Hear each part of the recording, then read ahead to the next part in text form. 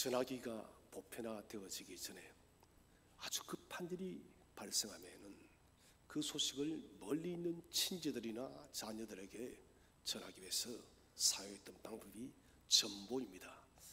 아마 우리 젊은 세대는 이 전보라는 것을 잘 알지 못할 거예요. 저도 전보를 보낸 기억이 나는데 글자 수도 한 7자, 8자 그렇게 상당히 비쌌습니다. 정말 중요한 핵심적인 내용들만 적어서 급히 전보를 보내면 그 다음날, 그것도 그 다음날 도착했습니다. 지금은 어떤 시대입니까? 이 핸드폰이라는 것이 참 요상한 방망이에요. 정말 신비합니다. 모든 것이 이 핸드폰 안에 다 있습니다. 세계 어느 곳에 있는 사람이든지 내가 지금 직접적으로 바로 실시간으로 통화를 할 수가 있다는 것입니다. 잠만 자고 있지 않다면 보고 싶은 사람과 언제든지 화상으로도 통화를 할 수 있다. 사실 저는 사람들이 각기 핸드폰을 들고 다닌다, 이거 그렇게 상상하지를 못했습니다. 저희 집에 전화기가 처음 놓여졌던 때가 아마도 초등학교 5학년 때쯤 됐던 것 같아요. 얼마나 그 전화기가 신기하든지, 이것이 어떻게 사람과 사람을 연결하고 친구와 대화를 할 수 있는지 정말 전화통이 신비롭기만 했습니다. 그런데 이제는 단순히 음성을, 소리를 전달하는 그런 개념이 아닙니다. 실시간으로 우리는 화상으로, 영상으로 사람들과 대면을 할 수 있다는 것이죠. 그래서 우리가 보고 싶다, 예선 여러분 정말 보고 싶으면 언제든지 우리는 핸드폰만 꺼내면 볼 수 있다는 것입니다. 이 핸드폰을 가만히 생각하면서 저는 그런 생각을 했습니다. 우리는 하나님을 얼마나 보고 싶어 하는가. 물론 하나님은 영이시기 때문에 얼굴을 볼 수 있는 것은 아니에요. 쉽게 표현해서 하나님을 만난다는 표현을 보고 싶다는 표현을 쓰고 싶어요. 여러분 이번 한 주간을 보내면서 얼마나 하나님을 만나고 싶었습니까? 얼마나 하나님이 그리워서 하나님을 뵙고 싶어서 마음이 견딜 수 없었나요? 사랑하는 사람에게, 거리인 친구에게 금방금방 시간을 내어서 전화를 하듯이 우리는 하나님께 그렇게 나아갔는지 한번 진지하게 생각해 보자는 것이죠. 저는 이 말을 믿지 않아요. 우연히 가다가 친구를 만납니다. 아는 사람을 만납니다. 어이, 임 목사님 누구누구야, 다음에 밥 한 끼 하자. 저는 절대 믿지 않아요. 이런 그것은 거칠의 말입니다. 밥 한 끼를 하기를 원하는 친구는, 사람은 그 자리에서 약속을 합니다. 우리 언제 만날까? 이날이 좋지 않겠니? 저도 그렇게 해요. 정말 밥 한 끼를 할 친구에게는 그 자리에서 약속을 합니다. 그냥 지나치도 될 사람 같은 경우는 저도 인사치레로 다음에 연락할게, 다음에 밥 한 끼 하자. 저도 그렇게 습관화되었습니다. 여러분 정말 만나고 싶다면, 정말 그립다면 우리는 만나고 찾아갑니다. 여러분 우리는 하나님을 그렇게 만나고 있나요? 오늘도 우리는 찬양했습니다. 사랑합니다라고, 찬양합니다라고 우리 하나님께 그렇게 찬양과 사랑의 고백을 입술로 했지만 진실로 우리는 우리의 매일의 삶 속에서 그 하나님에 대한 사랑과 그리움이 사무쳐서 하나님을 만나 뵙지 않고서는 견딜 수 없는 시간들을 보냈나요? 제가 진단하건대 아닌 것 같아요. 그것은 저와 여러분의 기도 생활을 보면은 우리는 대번에 알 수가 있습니다. 기도라는 것은 하나님에 대한 그리움입니다. 하나님에 대한 만남에 대한 사무침이에요. 하나님의 얼굴을 만나 뵙지 못해서 간절한 마음으로 나가는 게 기도예요. 하나님의 음성을 듣고 싶어서 그 하나님의 지성소로 나아가는 것이 바로 기도라는 것입니다. 저는 한 몇 주간에 걸쳐서 기도에 대한 설교를 계속해 나갈 것입니다. 오늘 첫 번째 시간은 우리는 과연 기도할 때에 어떻게 호소해야 될 것인가, 그리고 무엇을 근거로 하여서 하나님께 기도해야 될지를 첫 번째로 알아보려고 합니다. 오늘 본문 속의 욥은 정말 죽을 위기에 처했어요. 그의 인생은 인간적으로 도무지 상상되지 않는 일이에요. 우리 욥기서 1장에 봤다시피 하루아침에 욥의 모든 재산이 다 날아갔습니다. 사랑하는 자녀들이 다 죽어버렸습니다. 그리고 그의 몸에는 악창이 나고 병이 들어서 그 또한 살아있는 그 자체가 고통스럽고 죽고 싶습니다. 그나마 옆에 있던 아내까지도 하나님을 저주하며 집 밖으로 나가버렸어요. 그리고 믿었던 친구들은 그에게 위로의 친구가 아니라 상처한테 소금을 뿌리는 독한 친구들이었습니다. 이런 지금 상황이 23장까지 이어지고 있는데, 오늘 23장에서 욥은 정말 극한 상황 속에서, 죽기보다도 더한 이 상황 속에서 하나님께 부르짖고 있습니다. 무엇을 부르짖을까요? 여러분, 우리는 이 상황에 무엇이라고 부르짖겠습니까? 아마도 저도 그랬을 것 같습니다. 하나님, 나를 고쳐달라고. 아마 첫 번째가 그것일 거예요. 두 번째는 하나님, 내 죽었던 아이들을 다시 살려주세요. 이게 저 두 번째 기도였을 것 같고, 세 번째는 하나님, 잃어버렸던 재산을 다시 회복해 주세요. 이것이 아마도 저나 여러분 보편적인 기도의 제목이었을 것입니다. 그런데 욥은 아닙니다. 자기 몸을 죽기보다 더 고통스럽게 하는 이 병을 고쳐달라고도 그는 기도하지 않습니다. 죽었던 아이들이 다시 살아나게 해달라고도 기도하지 않습니다. 잃어버렸던 모든 재산이 다시 회복되어지게 해달라고도 기도하지 않습니다. 오늘 욥의 소원은 성경에도 나와 있다시피 하나입니다. 나의 하나님이여, 당신을 발견하기를 원합니다. 이 말은 나는 당신을 만나기를 원합니다. 나는 당신의 처소에 나아가서 당신의 얼굴을 뵙기를 원한다는 것이 지금 욥의 기도예요. 저는 이 욥의 이 기도를 보면서 온몸이 정말 경기가 나요. 어떻게 이런 상황에서 하나님의 처소에 나가서 하나님 만나 뵙는 것이 내 소원이라고 할까요? 이것은 대단한 기도입니다. 좀 더 깊이 들어간다면 욥의 신앙까지 우리가 갈 수는 없지만, 욥의 입장에서 가만히 한번 깊이 바라본다면 그는 자신의 이 극한 모든 상황에 대해서 단 한 가지 소원이 있어요.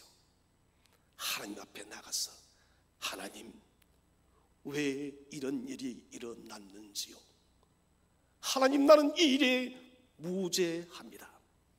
요거 말하고 싶어요. 이 일의 원인자신 하나님을 만나서 왜 이 일이 일어났는지를 알고, 그리고 하나님, 나는 이 벌을 받을 만큼 하나님 당신 앞에 범죄하지 않았습니다. 이 말은 자기 의를 나타내는 것이 아니라 하나님 앞에 순전한 자신의 모습을 증거하기를 원했다는 것이에요. 하나님, 나 그렇게 병들지 않았어요.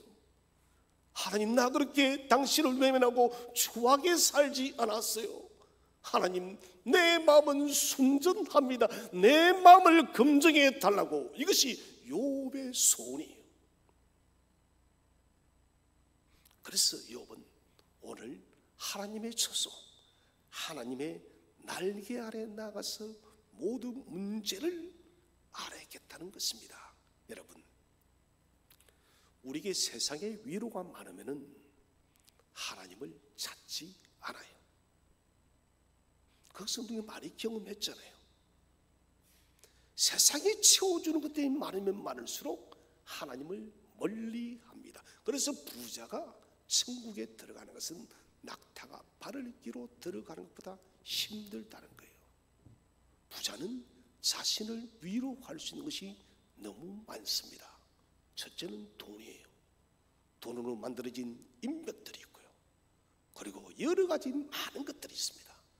그래서 부자가 하나님을 믿기가 힘이 들어요. 가난한 자들이 왜 주님을 많이 찾을까요? 의지할 곳이 없다는 것이에요. 주님께서도 가난한 자는 복이 있느니, 이 물론 첫 번째는 심령입니다. 심령이 가난한다는 것은 여러분 대단히 복합적인 문제예요. 이것은 제가 다음에 한 번 더 말씀을 드리겠습니다. 자, 하나님과 교제는 세상의 위로의 원천들이 사라질 때 우리는 하나님을 찾아요. 여러분 그렇지 않았습니까? 집안에 급한 일이 생겼어요. 그때 처음에는 이 사람 저 사람 전화를 하고 다 난리가 났습니다. 나를 좀 도와달라고. 그때 여러분 하나님 찾지 않습니다. 왜? 내 눈에 나를 도울 수 있는 길들이 많기 때문이에요. 근데 그 모든 길들이 다 막혀버렸어요. 그때 여러분 우리는 어떻게 합니까? 그제서 하나님을 찾아요. 하나님하고. 욥은 조금 남다른 것은 처음부터 하나님을 찾았습니다. 욥기가 진행되면 진행될수록 욥이 하나님을 찾는 것은 더욱더 깊이를 더해 간다는 것입니다. 사랑하신 여러분, 우리는 세상의 모든 것들이 공허하다는 것을 알 때 하나님을 찾아요. 저는 이렇게 좀 말하고 싶습니다. 저와 여러분의 삶이 주로 인해서 부유할 때도 주님을 찾기를 축복을 드립니다. 이 사람이 복된 사람이에요. 꼭 내가 지극히 어려운 일을 당해서 그때 하나님을 찾는 사람이 되기보다는 일상적 매일의 삶 속에서 하나님을 찾는 사람이 얼마나 복된 일인가요? 우리 한번 성경을 읽어보겠습니다. 예레미야서 17장 7절 시작. 그러나 무릇 여호와를 의지하며 여호와를 의뢰하는 그 사람은 복을 받을 것이라. 아멘. 무릇 여호와를 의지하며 주님을 신뢰하는 거예요. 여호와를 의뢰하는 그 사람은 무엇을 받는다고요? 복을 받는 거예요. 복은 여러분 오직 하나님으로부터 공급되어짐을 믿으시길 바랍니다. 세상이 마귀가 복을 주는 것이 아니에요. 하나님만이 참된 복을 주는 거예요. 마귀가 주는 것은 복처럼 보이지만 그에게는 심각한 치명적인 독이 도사리고 있다는 것이에요. 그래서 복이라는 것은 오직 하나님만이 준다는 것입니다. 오늘 욥은 자기의 간구를 들으시고 도와주실 복을 주시는 하나님 앞에서 기도한다는 것입니다. 우리는 오늘 욥의 기도를 통해서 어떻게 우리는 이런 상황 속에서 인생의 참으로 심각한 문제 앞에서 삶의 이런저런 문제 앞에서 우리는 하나님께 어떻게 호소하고 또 무엇에 근거해서 기도할 것인지를 생각해 보기를 원합니다. 첫 번째 주제는 기도할 때 하나님 앞에 어떻게 호소할 것인가. 첫 번째로 우리의 처지를 하나님 앞에서 경건하고 정확하게 호소하십시오. 경건하게 나아가서 정확하게 분명히 말하는 거예요. 우리는 무엇인가 말을 많이 해야만 하나님이 듣는 줄 착각합니다. 오늘도 우리는 큐티 속에서 봤습니다. 중음분이 그런 것이에요. 여러분, 의미 없는 말을 많이 쏟아내는 것이 중요한 것이 아닙니다. 호소라는 것은 한 가지라 할지라도 하나님을 경외하며 진실되게 부르짖는 것이 호소예요. 우리는 기도할 때의 이 경건함이 왜 중요한지를 구약의 제사법을 보면 잘 알 수가 있습니다. 구약의 여러분 제사장들이 하나님 앞에 예물을 드릴 때 어떻게 드리던가요? 그가 제사장의 직무를 잊어버리고 마음대로 살다가 방탕한 생활을 하다가 그가 하나님께 제사를 드리는 거 아닙니다. 여러분, 그 사람은 죽어요. 심히 떨리는 마음으로 예물을 잡을 때부터 해서 그는 하나님을 경외하는 마음으로 조심 하나님께 제물을 드린다는 것입니다. 이 의식은 폐기되었지만 이것은 우리에게 중요한 원리를 가르쳐 줍니다. 여러분, 기도는 제가 오늘 새벽에도 말씀드렸다시피 기도는 영적인 희생제물이에요. 다시 말씀드립니다. 기도는 영적 희생제물이에요. 짐승이 보이는, 눈에 보이는 희생제물이라면 기도는 눈에 보이지 않는 영적 희생제물이에요. 희생제물은 분명히 여러분 거룩하고 경건하게 드려져야 됩니다. 절차에 따라서 드려져야 됩니다. 조심스럽게 드려져야 됩니다. 그렇다면 이 기도가 영적 희생제물이라면 마땅히 경건하게 드려져야 된다는 것이에요. 곧 우리는 기도할 때 하나님 앞에 거룩한 두려움과 경건한 외경심, 이것을 가지고 주님 앞에 나아가야 된다는 것입니다. 여러분, 기도는 서리파를 제일 끌고 나서 기도하는 게 아니에요. 제가 부끄러운 이야기지만은 우리 교회에 있었던 한 교육자가 저 새벽 기도를 나오는데 서리파를 끌고 나서 안 됐어요. 제가 낮에 되게 뭐락했습니다. 너는 어떻게 목사가 되어서 이런 행동을 하느냐고. 너는 너희 아버지를 만날 때도 이렇게 반바지를 입고 나서 새해를 맞았냐고. 이런 것은 아주 잘못된 것이에요. 물론 우리가 새벽에 정장을 하고 놀 수는 없습니다. 저 말은 그 말이 아니면 기본적인 경건에 대한 하나님은 두려움이 있어야 된다는 것입니다. 여러분, 여름이라 해서 주일에 슬리퍼를 신고 오지 마십시오. 그래서 우리가 하나님에 대한 예의가 아닌 것이에요. 하나님께서 다윗을 축복을 하십니다. 그가 어떻게 기도를 했기 때문에 하나님은 다윗을 축복했는가? 다윗은 여러분 처음부터 하나님께 점프를 해서 나가지를 않았습니다. 먼 발치에서 하나님을 바라봅니다. 그리고 하나님의 영적인 사인이 오게 되질 때 그는 조심스럽게 경건하게 한 걸음 한 걸음 하나님의 보좌 앞으로 나아갔다는 것입니다. 그리고는 하나님의 그 보좌 앞에서 지성소에서 그는 조용히 기도를 합니다. 이게 다윗 기도인데 한번 성경을 읽어보겠습니다. 시편 5편 3절 시작. 여호와여, 아침에 주께서 나의 소리를 들으시리니 아침에 내가 주께 기도하고 바라리이다.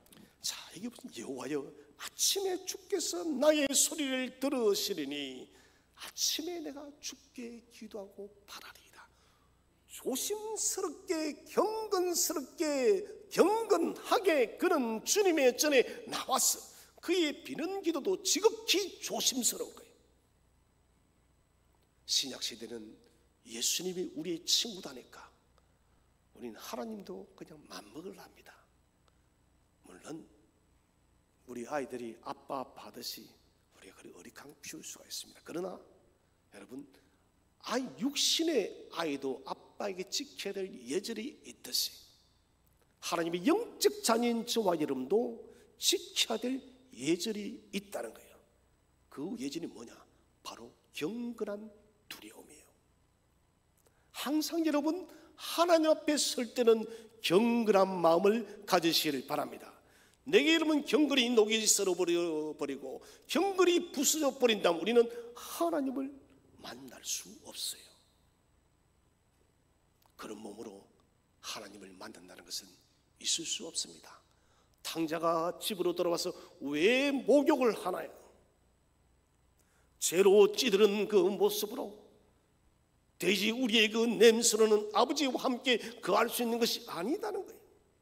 새 옷을 갈아입어야 되고 목욕을 해서 깨끗한 몸이 되어질 때 아버지와 함께 거할 수 있다는 것입니다. 오늘 다윗은 아침에 내가 주께 기도하고 바라리이다. 저는 이 구절을 보면서 사격 선수가 떠올랐습니다. 다윗은 지금 여러분 그냥 기도하는 게 아니에요. 주께서 나의 소리를 들으시리니, 이 소리가 그냥 갑자기 튀어나온 소리가 아니다는 거예요. 다시 말하면 다윗은 내가 하나님께 기도할 때는 반드시 이 기도를 아뢰일 것이다. 느헤미야가 그랬죠. 성벽이 무너진 소식을 듣고 하나님께 수위를 울며 금식하며 기도하고 하나님께 기도하고 난 뒤에 그는 왕 앞에 그 이야기를 조심스럽게 꺼내는 거예요. 여러분, 기도도 마음에서 먼저 뭐예요? 발효를 좀 시켰어요. 갑자기 내가 육신의 마음이 무엇이 원한다 해서 그게 아니다는 거예요. 발효되어진 제목을 주께 가지고 나아가라는 거예요. 다윗은 자신의 생각을 정교하게 배열을 시키고 있습니다. 마치 사격 선수처럼 기도를 총알처럼 분명한 목표를 향하고 있습니다. 다윗이 지금 아뢰는 것, 하나님, 이 내가 지금 아뢰는 것을 반드시 들어주셔야 됩니다. 이거예요. 듣지 않으면 안 된다는 거예요. 단순히 총을 가지고 있지 않고 총알을 장전시켜서 지금 목표물을 향해서 발사시킨 사격 선수처럼 다윗도 기도를 그렇게 하나님 앞에 쏘았다는 거예요. 그리고 사격 선수는 여러분, 총을 격발하고 난 뒤에 표적지를 정확하게 바라봅니다. 오늘 다윗도 하나님께 기도를 아뢰고 난 뒤에 하나님의 보좌를 뚜렷하게 바라보고 있습니다. 자신의 눈을 하나님의 보좌에 고정시키고 기도를 드린다는 거예요. 여러분, 기도를 드릴 때 얼마나 하나님의 보좌를 인식하고 기도를 드립니까? 오늘부터 여러분 기도하실 때 하늘 하나님의 보좌를 바라보며 기도하시기를 바랍니다. 그게 여러분 기도의 지혜예요. 그리고 온 힘을 다해서 목표물을 향해서 총알을 날린 사격 선수처럼, 그 사격 선수가 여러분 어떤 기대를 가지고 있겠습니까? 내가 0점 표적에 정확하게 맞췄는가 맞추지 않는, 이것이 사격 선수의 모든 생각입니다. 오늘 다윗도 오늘 이렇게 기도합니다. 아침에 내가 주께 기도하고 바라리이다. 여러분, 이것은 굉장히 중요합니다. 내가 바라리이다. 사격 선수가 총알을 격발하고 난 뒤에 목표물의 0점에 정확하게 맞추어지는 것을 바라듯이 다윗도 그렇게 기도가 이루어지기를 바라고 있다는 거예요. 우리는 기도를 하고 그 기도가 이루어지기를 그렇게 갈망하지 않는 사람도 많이 있어요. 여러분, 오늘부터 기도하고 내 기도가 이루어지기까지 여러분 하나님의 보좌를 정확하게 바라보시길 바랍니다. 하나님, 이 기도 이루어 달라고. 오늘 다윗이 그랬던 거예요. 내가 바라리이다. 목표물을 사격 선수가 총알이 박혔는지 박히지 않는지 바라보듯이 자신의 기도가 응답되기를 간절히 바란다는 거예요. 우리에게는 이런 영적인 열망이 있어야 되는 것입니다. 다윗은 자신이 가지고 있는 모든 영적인 능력을 다 사용했습니다. 기도의 효력을 믿으시기를 바랍니다. 반드시 응답하시는 하나님의 능력을 믿으시기를 바랍니다. 그리고 자신은 온 힘을 다해서 주께 기도하는 거예요. 그래서 저는 이렇게 말씀드리고 싶어요.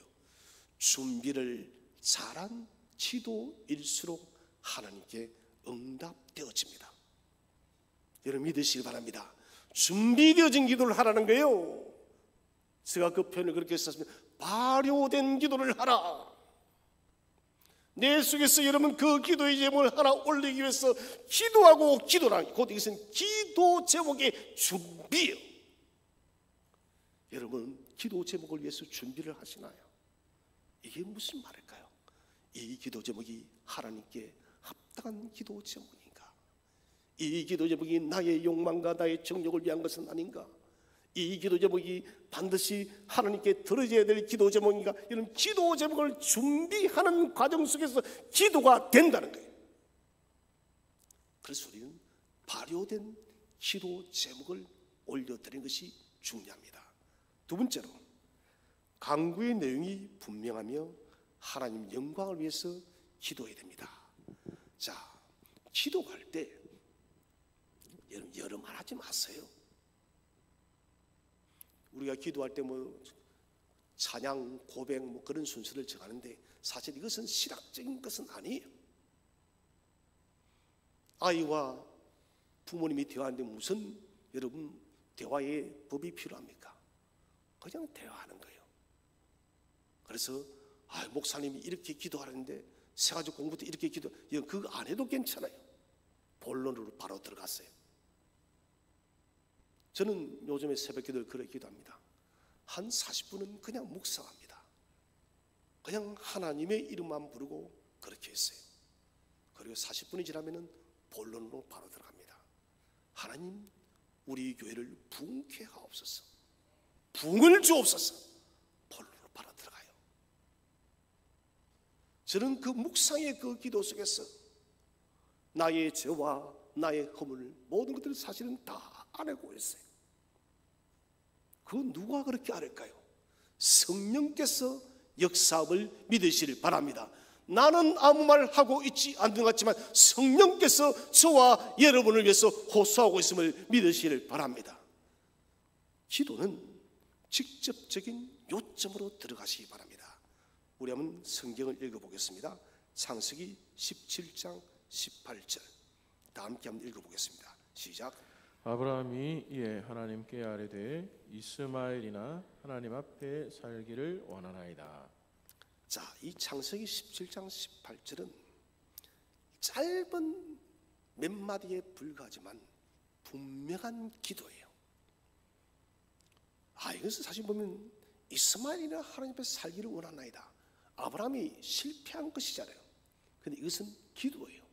기도의 샘플로서는 이것만큼 모범적인 샘플이 없습니다.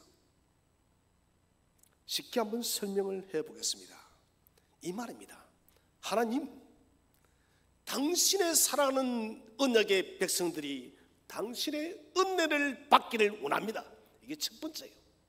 왜? 12장에서 그렇게 약속했으니까. 그렇다면 그 후손이 이스마엘이면 이스마엘이라고 말해주시고, 그렇지 않다면 않다라고 말해주세요. 이 말이에요.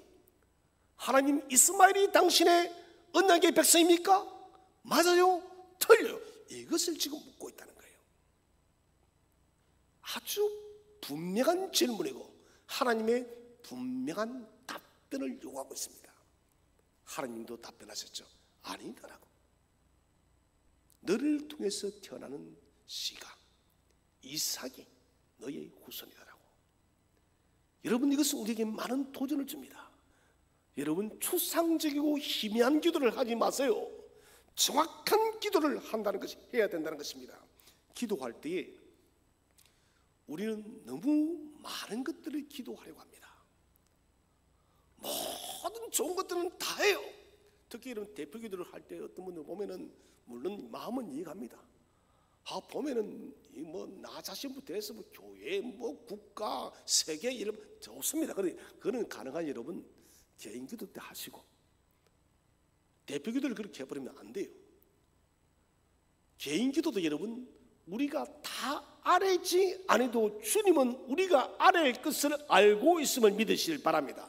다 내가 간구하지 않아도 여러분 주님이 알고 계세요. 저 말의 핵심 뭡니까? 정말 기도할 것을 기도하라는 것이에요. 정말 기도할 것을 집중적으로 기도하는 거예요. 저의 기도 속에 여러분 한마디, 하나님 부흥을 주옵소서. 부흥의 싹을 태어나게 해주세요. 이 기도하죠. 또 씨름을 합니다. 다른 말 없어요. 저는. 성경은 우리에게 지금 이것을 가르치고 있습니다. 분명하고 확실한 기도 한 가지를 붙들고 씨름하라는 것입니다. 그래서 좋은 기도의 간구는 지금 내게 가장 필요한 것이 무엇인가? 그것을 기도하라는 것입니다. 하나님은 우리의 표현이 분명하면 분명할수록 더 자세히 귀를 기울이시는 분이십니다. 축복은 여러분 두 가지가 있어요. 하나는 눈에 분명히 보이는 축복이에요. 아, 이것은 하나님께서 분명히 주셨구나.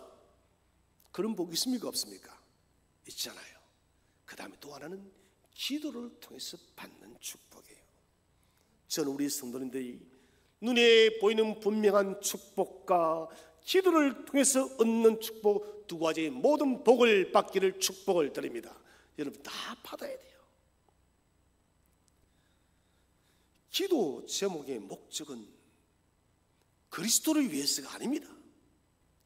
우리 자신을 위해서예요. 사실은 수많은 기도의 제목들은 주님을 위해서가 아니라 우리를 위한 동기들입니다. 단 이것이 하나님의 영광을 가리지는 말아야 됩니다. 내 욕망을 위해서는 이것이 되어서는 안 된다는 것입니다. 그 다음에 우리가 할 것은 여러분, 나를 복종시키세요. 벌떡벌떡 뛰는 생선을 여러분 어떻게 좀 축 늘어지게 합니까? 칼로 죽이고 소금을 치면 돼요. 김장철이 되면 여러분 펄펄한 배추를 어떻게 죽입니까? 소금물에 담가놔요. 축 처집니다. 우리는 좀 복종이란 소금을 좀 먹어야 돼요. 기도하고 그냥 복종하면 되는 것입니다. 창세기 32장 26절에서 야곱은 이렇게 기도하죠. 당신이 내게 축복하지 아니하면 가게 하지 아니하겠나이다. 야복강에서의 씨름입니다. 지금 여러분 야곱은 너무너무 분명한 기도 제목을 가지고 있습니다. 그 형이 에서가 지금 자기를 죽이려고 오고 있기 때문에 이 위기를 탈출하는 것이 목표예요. 그래서 그는 분명히 말합니다. 당신에게 축복해 주세요. 약속하지 않았습니까? 이 말이 난 것입니다. 하나님께 가까이 나아가 대할 수 있다는 것은 복이라는 것입니다. 씨름하는 야곱, 이 씨름하는 야곱은 저와 여러분이 되어야 된다는 것입니다. 구하는 그것이 진실로 주님을 위한 것이라면 하나님은 반드시 들어 응답하실 것입니다. 그래서 여러분 기도해야 되는 거예요. 기도는 모든 사람이 하는 그 자체로 복이에요. 응답받는 것만이 복이 아니라 응답받지 못해도 기도하는 그 자체가 복인 것은 하나님의 보좌 앞으로 나아갔기 때문에 기도 자체가 복이라는 거예요. 그러므로 우리는 기도하는 성도가 되어야 한다는 것입니다. 세 번째로 기도는 하나님 앞에 온전한 변론으로 호소해야 됩니다. 변론이라는 말을 검색을 해보니 이렇게 적혀 있었습니다. 소송의 당사자나 변호인이 법정에서 하는 주장, 진술을 변론이 됐습니다. 이 말은 무슨 말입니까? 내가 옳다는 거예요. 나는 정말 진실되게 말한다. 이것을 내가 여러분 변론하고 진실되게 힘을 다하여 진술하는 것이 바로 변론이라는 거예요. 왜 기도에도 변론이 사용이 될까요? 오늘 사절을 한번 읽어보겠습니다. 욥기 23장 4절 시작. 어찌하면 그 앞에서 내가 호소하며 변론할 말을 내 입에 채우고. 오늘 욥이 자신 입에 무엇을 채운다고요? 변론할 말을. 하나님, 나는 그렇게 범죄하지 않았어요. 하나님, 나는 주 앞에 진실합니다. 여기에 대한 변론의 말이 가득 찼다는 거예요. 욥은 하나님만 만난다면 지금 쏟아낼 말들이 너무너무 많다는 거예요. 진실된 말. 여러분, 이것은 굉장히 중요합니다. 이 표현이 좀 어떻게 들릴지 모르겠지만 변론은 하나님을 설득하는 거예요. 그렇다고 여러분이 설득이라는 말을 나쁘게 이해를 하지 마십시오. 하나님은 이미 사실은 우리의 기도를 다 알고 있습니다. 그런데 우리가 주 앞에 나가서 변론하기를 바라요. 하나님, 내가 이랬어요. 하나님, 이것은 이런 문제입니다. 하나님, 이것이 진실해요. 이런 기도를 왜 변론을 하나님 듣기를 원하냐면 그런 변론을 통해서 아버지와 자녀의 관계를 더 깊이 엮어가기 위해서 그런 거예요. 여러분, 그러므로 하나님 앞에 변론하기 위한 변론의 말들을 준비하시기 바랍니다. 그냥 기도하지 마세요. 또 핸드폰에 적어 놓으세요. 나는 이 기도할 때 이렇게 기도하겠다고. 경제적인 문제가 있습니까? 나는 경제적 문제가 있을 때 이렇게 하나님께 변론할 것이다. 건강의 문제가 어렵습니까? 나는 건강의 문제를 주 앞에 호소할 때 이렇게 호소할 것이다. 욥이 지금 그렇다는 것입니다. 내가 하나님을 만나면은 이렇게 변론할 것이다. 아주 지혜로운 말입니다. 기도는 하나님의 보고 속으로 들어가는 유일한 방법입니다. 보고가 뭡니까? 무진장한 하늘의 창고예요. 하늘에 많은 보화들이 있는 곳인데 그 보화 속에 들어서 보화를 무진장 켜낼 수 있는 것이 바로 기도예요. 이런 효과적 기도를 하기 위해서는 변론을 잘하세요. 하나님 앞에 진실되게 바르게 설득력 있게 말하라는 거예요. 무조건 하나님 주세요. 물론 하나님 그래도 주실 수 있습니다. 그렇게 하지 말고 오늘 욥처럼 하나님의 좀 마음을 설득해 보라는 거예요. 하나님 이미 다 듣고 있어요. 그러나 우리에게 그런 설득의 말을 듣기를 원하는 것은 좀 전에 말했다시피 하나님은 그 과정을 통해서 우리와 교제하기를 원한다는 것입니다. 기도는 우리의 손으로 하늘을 붙잡는 행위입니다. 중요합니다. 우리의 손으로 무엇을 잡는다고요? 하늘을 붙잡는 행위예요. 기도는 우리 영혼 속에 하나님을 품는 것이에요. 기도는 우리 몸이 성령의 전이 되는 것이 바로 기도입니다. 그래서 기도는 하는 그 자체가 축복이라는 것을 확신하시기를 바랍니다. 두 번째 주제로 우리는 무엇에 근거하여 기도할 것인가? 첫 번째로 하나님의 약속에 의해서 기도하시기 바랍니다. 자, 기도의 실험. 이 기도의 실험에 있어서 강력한 무기는 바로 하나님의 약속이에요. 다시 한번 야곱의 이야기를 돌아가 보겠습니다. 야곱이 고향으로 돌아오는데 형 에서가 자기를 죽이려고 가솔들을 데리고 지금 옵니다. 자, 이때 야곱이 어떻게 기도하나요? 창세기 32장 12절을 읽어보겠습니다. 시작. 주께서 말씀하시기를 내가 반드시 내게 은혜를 베풀어 내 시로 바다에 셀 수 없는 모래와 같이 많게 하리라 하셨나이다. 아멘. 누가 말씀하시기를? 주께서 말씀하시기를. 주님, 당신이 말씀하지 않았습니까? 반드시 내게 은혜를 베풀어서 내 씨를 모래처럼 셀 수 없는 모래처럼 많게 하겠다 했는데 지금 여기서 에서 앞에서 죽으면 내가 어떻게 되냐 이 말이에요. 당신이 말씀했으니 당신이 책임지라는 거예요.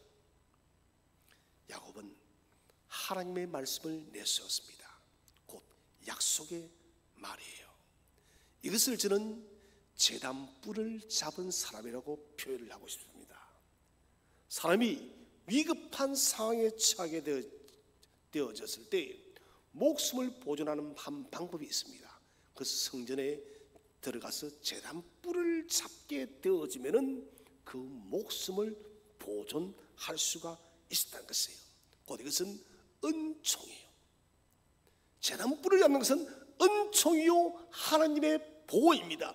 여러분, 기도함에 있어서 하나님의 약속의 말씀을 붙잡는 것은 마치 제단뿔을 잡고 늘어진 사람과 똑같은 것이에요. 무슨 말입니까? 하나님께서 그 사람의 생명을 보호할 것을 약속하고 하나님께서 그 사람에게 은총 베풀 것을 약속하는 여러분 모습이 바로 제단뿔이에요. 기도가 약속의 말씀을 붙들고 기도하는 사람이 바로 그런 사람이에요. 여러분, 성경에는 주께서 말씀하시기를, 여호와께서 말씀하시되라는 이 구절들이 너무너무 많습니다. 여러분, 이 구절을 다른 사람의 몫으로 돌리겠습니까? 여러분은 너무 양보심이 많습니까? 여러분, 세상에 대해서는 양보해도 괜찮습니다. 그러나 영적인 데서는 욕심을 가지십시오. 여호와께서 말씀하신 모든 언약의 축복이 저와 여러분의 기도의 제목이 되시기를 바랍니다. 다윗도 하나님께 이렇게 기도합니다. 사무엘하 7장 25절을 읽어보겠습니다. 시작. 여호와 하나님이여, 이제 제 종과 종의 집에 대하여 말씀하신 것을 영원히 세우시며 말씀하신 대로 행하사. 아멘. 뭐랍니까? 여호와께서 당신의 종의 집에 대하여 말씀하신 것을 기억하라는 거예요. 그리고 뭐랍니까? 말씀하신 대로 행해 주세요. 이것은 하나님이 무슨 반박을 할 수가 없어요. 누가 말씀했나요? 하나님께서.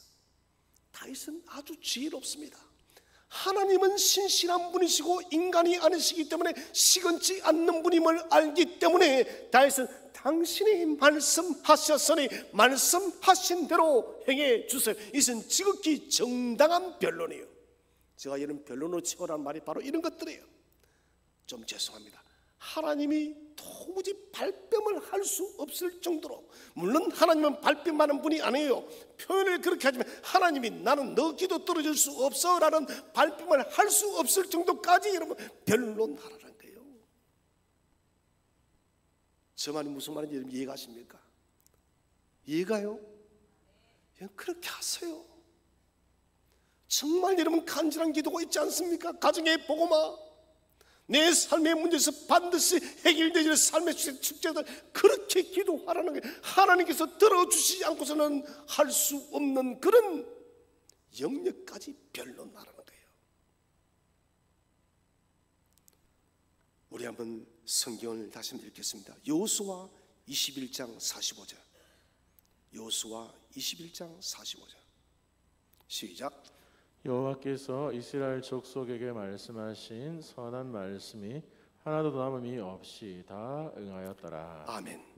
하나님께서 이스라엘 족속에게 말씀하신 선한 말씀이 하나도 남음 없이 다 응하였더라. 하나님은 당신의 말씀에 책임을 지시는 분이십니다. 로마서 3장은 말합니다. 그럴 수 없느니라. 사람들은 다 거짓되되 오직 하나님은 참되시다 할지어다. 하나님의 신용입니다. 저는 신용, 경제 신용 지수 표시가 그렇게 높지는 않아요. 목사다 보니까. 하나님의 신용은 인간의 신용을 비교할 수 없는 것입니다. 하나님의 말씀은 온전히 이루어지는 신용이에요. 하나님의 말씀을 붙들고 기도하시기를 바랍니다. 두 번째로 하나님의 위대한 이름을 붙들고 우리는 기도해야 됩니다. 자, 모세는 이 근거에 따라서 기도한 대표적인 사람이에요. 우리 한번 성경을 읽어보겠습니다. 민수기 14장 15절 16절 시작.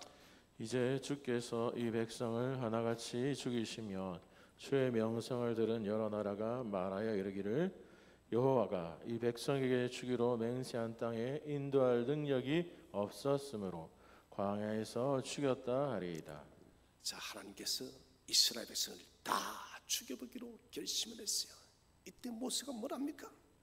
하나님, 당신이 이 백성을 다 죽여버리면은 주의 명성을 들은 세상 나라들이 하나님의 이스라엘 자기 백성을 인도하지 못해서 광야에서 다 죽게 내버려 두었다고 그렇게 소문이 날 거예요. 하나님 그렇게 소문하면 당신 이름이 땅에 떨어지지 않겠느냐고 이 말이에요. 여러분, 이것은 여러분 상당한 지혜입니다. 하나님의 이름은 결단코 땅에 떨어질 수 없음을 믿으시길 바랍니다. 모세는 하나님의 그 이름의 높으심, 위대하신 이름을 붙들고 기도하는 것이에요. 모세는 알고 있거든요. 그 위대한 이름은 결단코 땅에 떨어질 수 없다는 것을. 그것을 알기 때문에 어떻게 하나님 이 백성을 죽게 하여서 당신의 이름이 추락하겠습니까? 하나님은 그럴 수 없어요. 그러니 하나님은 이스라엘 백성을 건집니다. 아브라함의 언약을 지킵니다. 기도의 아버지와도 같은 분이 조지 뮬러 목사님이죠. 조지 뮬러 목사님은 수많은 고아원을 경영했습니다. 그런데 도무지 자신이 가진 그 재산적 능력으로는 고안을 할 수가 없어요. 그때마다 그분이 고안을 또 세울 때만 이렇게 기도를 했습니다. 여호와여, 그 크고 높으신 이름을 가지고 무엇을 하시겠습니까? 저는 뮬러의 이 기도를 들으면서 정말 대단한 분이다. 하나님 이름을 가지고 기도하는 거예요. 그 크고 높으신 이름을 가지고 이 고아들을 돌보지 않겠느냐는 거예요. 여러분, 하나님은 고아의 아버지이심을 믿으시길 바랍니다. 그것을 믿기 때문에 당신의 그 크신 이름이 정말 크고 높고 위대하시다면 이 고아 내가 돈이 없어도 세우게 해달라고. 물류의 기도는 응답되지 않은 기도가 없습니다. 여러분, 하나님은 당신의 이름이 걸린 일은 결단코 놓치지 않습니다. 하나님의 이름을, 크고 높으신 이름을 사용하시기를 바랍니다. 마지막 세 번째는 예수의 고난을 붙들고 기도하십시오. 가장 중요한 기도의 보장, 호소, 내용이에요. 예수 그리스도의 고난, 그리스도의 공로, 그리스도의 중보입니다. 하나님께 나가서 하나님, 예수님의 십자가의 공을 보세요. 십자가의 사역을 보시고 내게 이것을 주옵소서. 아버지가 나에게 주시고자 하신 모든 것들을 당신의 아들을 통해서 약속하지 않았습니까? 요한복음 14장 14절에 내게 이름으로 무엇이든지 구하면 내게 구하면 내가 행하리라. 성부여, 당신의 독생하신 아들께 그렇게 말하지 않았나요? 내가 지금 당신의 독생한 외아들을 의지하여 기도하니 나의 기도를 들어달라고. 여러분, 주님을 좀 많이 사용하세요. 예수의 이름을 갖고 있다면 두려워하지 마시고 머뭇거리지 마시기 바랍니다. 예수의 이름으로 간구할 때 저 지옥의 권세가 무너질 줄로 믿으시길 바랍니다. 예수 이름으로 간구할 때 하늘을 문을 여시고 응답할 줄로 믿으시길 바랍니다. 겟세마네 동산에서 죽으신 예수님의 탄식으로 승부께 간구하십시오.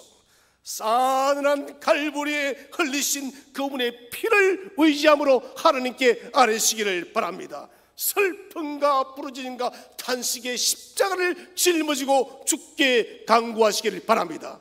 하나님은 응답하십니다. 사랑하신 성도 여러분, 오늘 우리는 어떻게 호소하며 무엇에 근거하여 기도할 것인지에 대해서 깊이 생각했습니다.